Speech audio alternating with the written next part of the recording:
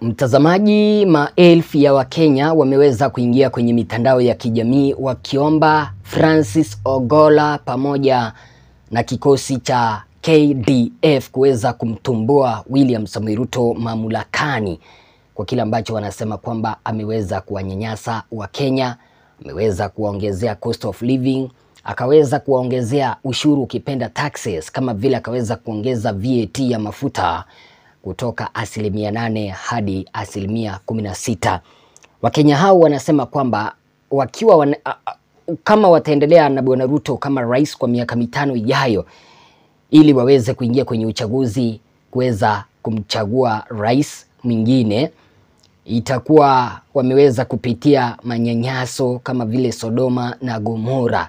Unaweza kuona mtazamaji wangu, hayo si maneno yangu, ndio hizo comments unazidi kuziona hapo kwenye mitandao ya kijamii. Kuna maneno fulani Bwana William Samoei Ruto alikuwa anayazungumza, kitu ambacho kimeweza kusababisha Wakenya kuweza kuingilia kati. Je, ni kipi ambacho William Samoei Ruto alikuwa anazungumza?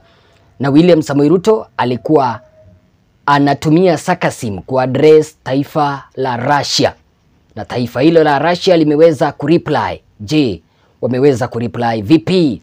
Karibu hichi ndicho kituo chako nambari 1 cha Kenyan Media ambacho kinakusogezea matukio ambayo yanaendelea hapa nchini, yameweza kufanyiwa uhakiki pamoja na yako na evidence ambayo unaiona wewe mwenyewe.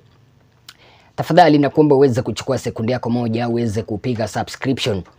Ukishapiga sub, mtazamaji wangu, usisite kubonyeza kengele, yani uweze kuturn on notification bell. Ukishafanya hayo, geukia mkono wako wa kushoto, kuna penye imeweza kuandikia like, tafadhali uweze kulike video hiyo. Alafu kuna penye imeweza kukuambia share. Tafadhali nakuomba uweze kushare, watu wengi waweze kupata ujumbe huu kwamba Wakenya wanataka William Samoei Ruto aweze kutumbuliwa mamlakani na kisha Francis Ogolla aweze kuchukua hatamu za uongozi kwa miezi 3 ili Kenya iweze kuchagua rais mwingine mpya, ama rais ambaye ataweza kuchukua hatamu ama mikoba ya kazi, kwa sababu William Samoei Ruto anawanyanyasa wa Kenya. William Samoei Ruto badala ya kuwa rais wa taifa la Kenya amegeuka kuwa rais wa kanda la Afrika. Je, jinsi ipi? Na kwamba kipindi ambapo unaendelea kutusemeza, tafadhali tuambie eneo ambalo upo. Kama ni +254, tafadhali tujulishe eneo, ama ukipenda gatuzi lako. Kama ni nje ya taifa la Kenya, usisite kutuambia maeneo ambayo upo sasa hivi. Wakenya wengi wameweza kumtaka Francis Ogolla kuweza kumuondoa William Samoei Ruto mamlakani. Wakenya wanamwambia Bwana Francis Ogolla ameweza kulalia kazi yake, aweze akaona Wakenya wananyanyaswa na yeye anatulia. Mfano, wakaweza kutoa mfano kama taifa la Burkina Faso, ambapo Traore aliweza kumuondoa rais wa taifa hilo mamlakani baada ya kuweza kuona kwamba anawanyanyasa wananchi wa taifa hilo, baada ya kuweza kukataa kumaliza terrorism ambayo imeweza kuongezeka hapa nchini kutoka upande wa Al-Shabaab. Wakenya wanauliza, je, William Samoei Ruto badala ya kuweza kuwafanyia kazi wa Kenya kama vile kupunguza terrorism, amegeuka kumaliza Wakenya ambao wanaandamana? Kwa hivyo wanamtaka Ogolla asilalie kazi yake, bali aweze kufanya kazi yake ipasavyo, aweze kumuondoa William Ruto mamlakani. Unaweza kuona mtazamaji wangu, ni kipi ambacho William Ruto alikuwa anazungumza mpaka Wakenya wakaanza kusema hivyo? Nataka tuweze kukichambua, alafu tuweze kuelekea ni wapi ambapo William alikuwa anaelekeza sarcasm yake, na katika hilo taifa ambalo alikuwa anaelekeza sarcasm yake, unajua wameweza kureply. Je, wamereply kivipi? President William Samoei Ruto has reiterated that African Union is against any form of undemocratic removal of government, saying coups are not a solution to problems facing Africa. Bwana William Ruto, tangia mapinduzi yaanze kufanyika katika mataifa ya kanda la Afrika, ameingiwa na wasiwasi zaidi. Amekuwa kila saa anazungumzia mapinduzi. Tunaelewa kwamba kuna mapinduzi ambayo yanaendelea upande wa Niger, kuna mapinduzi ambayo yanaendelea upande wa Burkina Faso, lakini mapinduzi ambayo yanaendeleza Sudan hawezi akayazungumzia.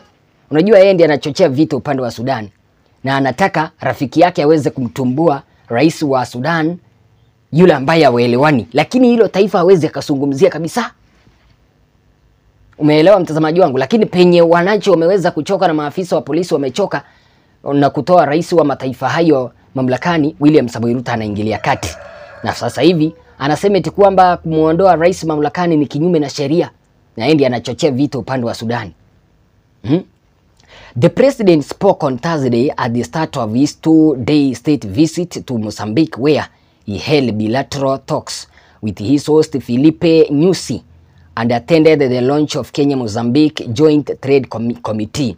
Of course, alienda kuzindua sijui ni mambo ya biashara kule, lakini aliweza kuyazungumza maneno haya kipindi ambapo alikuwa huko. The head of the state said coups like the one that happened in Niger are as undemocratic as colonial masters, and the African Union is doing everything in its power to expel Niger from the African Union.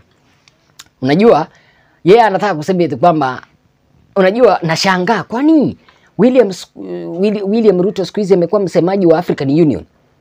Na ndani ya African Union iko na msemaji wao akina Musa Faki wanafanya nini? Chairman. Kwani Ruto siku hizi ameteuliwa amekuwa chairman wa African Union kwa sababu tuko na Musa Faki?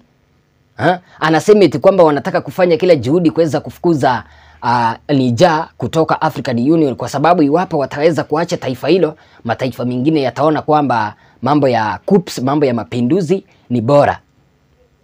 Na unajua alikuwa anaelekeza maneno haya kuelekea Russia. Wacha tuyaeke bayana. Alikuwa anaelekeza maneno haya kuelekea Russia kwa sababu unakumbuka kuna kipindi ambapo William Samoei Ruto Russia ilikuwa inaandaa African Summit. Russia wakaweza kukaribisha rais wa Burkina Faso ambaye aliweza kumtumbua mamlakani rais wa taifa hilo, ambaye rais wa Burkina Faso sasa hivi anaitwa Traore, ambaye alikuwa ni mkuu wa majeshi. Akaweza kumtumbua rais wa taifa hilo la Burkina Faso mamlakani baada ya kukataa kuwafanyia wananchi wa taifa hilo kazi. Mweza kuona mtazamaji wangu. So bwana William Samoei Ruto alikuwa anataka kwamba kipindi ambapo Traore anaelekea upande wa Russia aweze kutiwa mbaroni ili aweze kurudisha mamlaka. Lakini alipoelekea Russia akaweza kukaribishwa na mikono miwili, wakaketi chini na bwana huyu Vladimir Putin wakazungumza.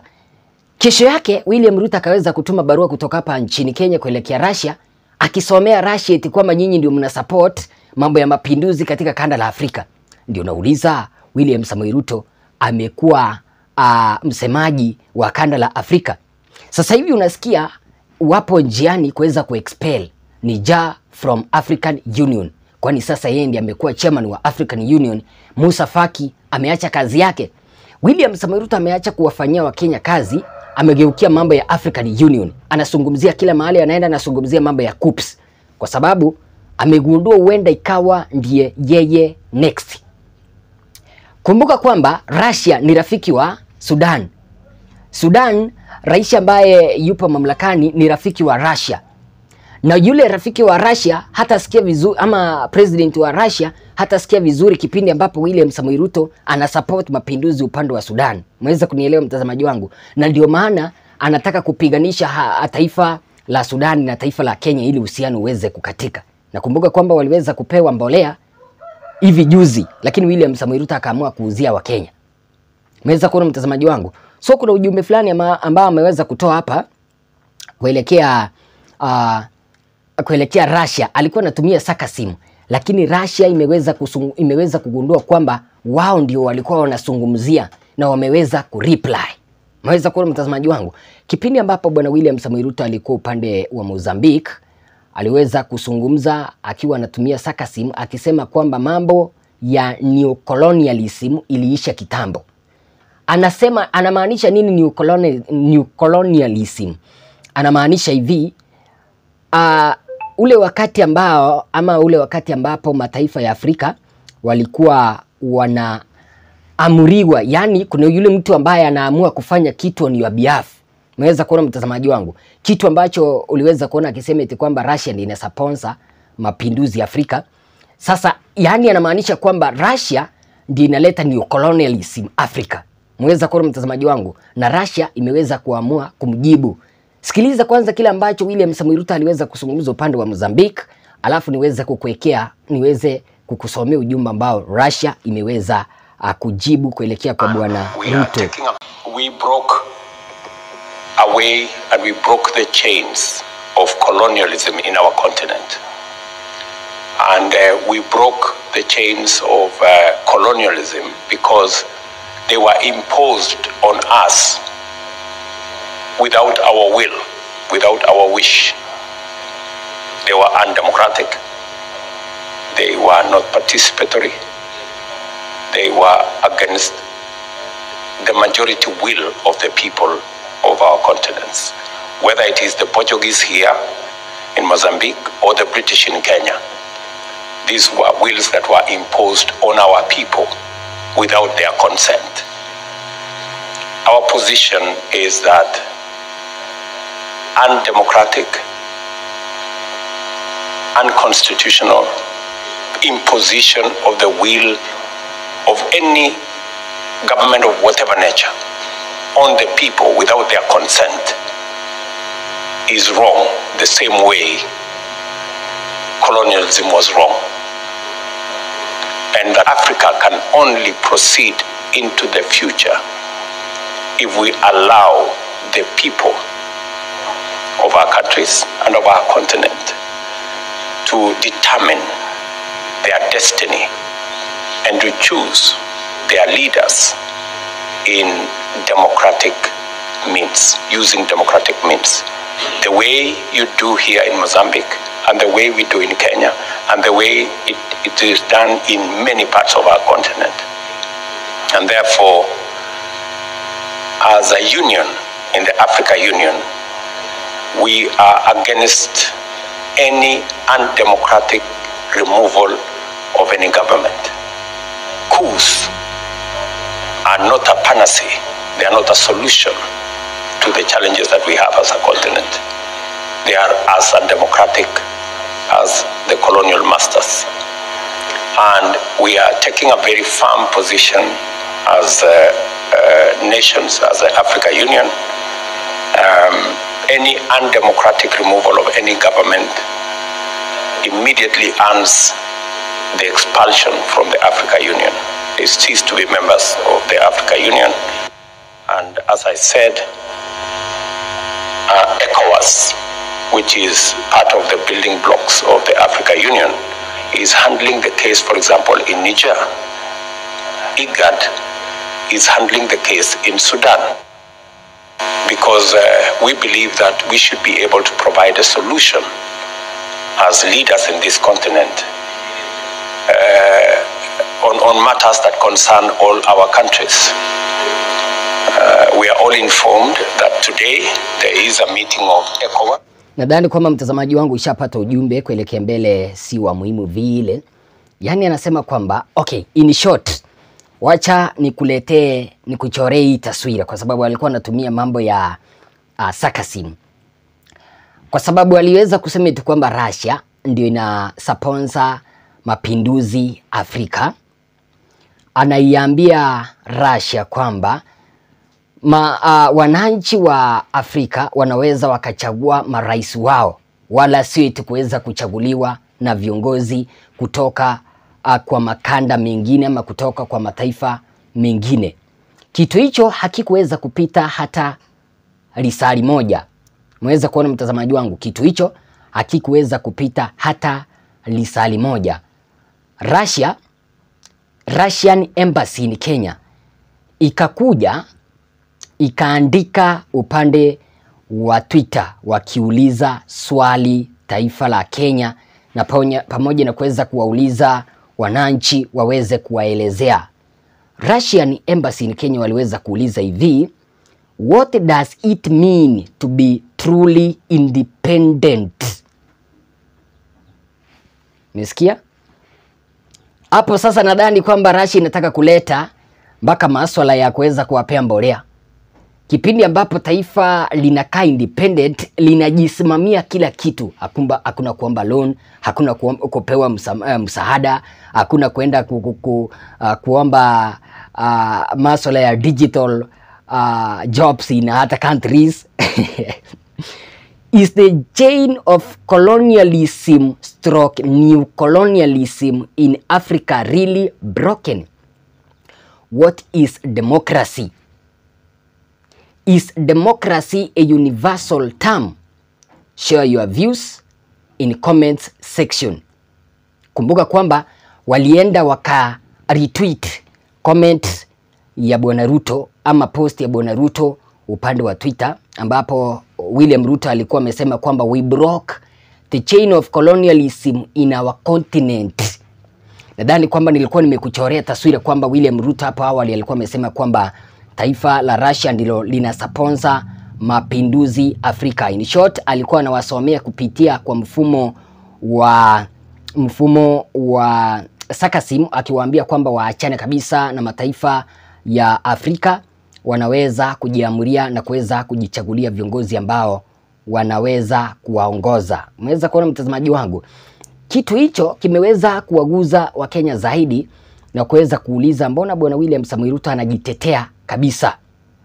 Mbona William Samoei Ruto anajitetea, yupo mstari wa mbele kuweza kupingana na mapinduzi, iwapo anajiamini kwamba anafanya kitu ambacho ni kizuri kuelekea kwa wananchi wake. Umeweza kuona mtazamaji wangu?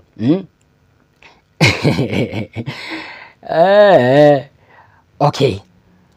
Hapa kuna mwenye anajiita yeye ni Prince Audi, akasema kwamba I can see the reason why Ruto is treating police force as his big brother. Unaweza kusikia hii kitu ambayo anatumia maafisa wa polisi hapa hivi nchini kuweza kuwakimbiza wananchi, kuweza kuwaua wa Kenya. Unaweza kuona mtazamaji wangu? Joshua Rume Jakarachuonyo akaweza kusema kwamba African Union makes decisions based on meeting resolutions and adoption of reports, not what Zakayo is thinking in his head here in Kaplong Market.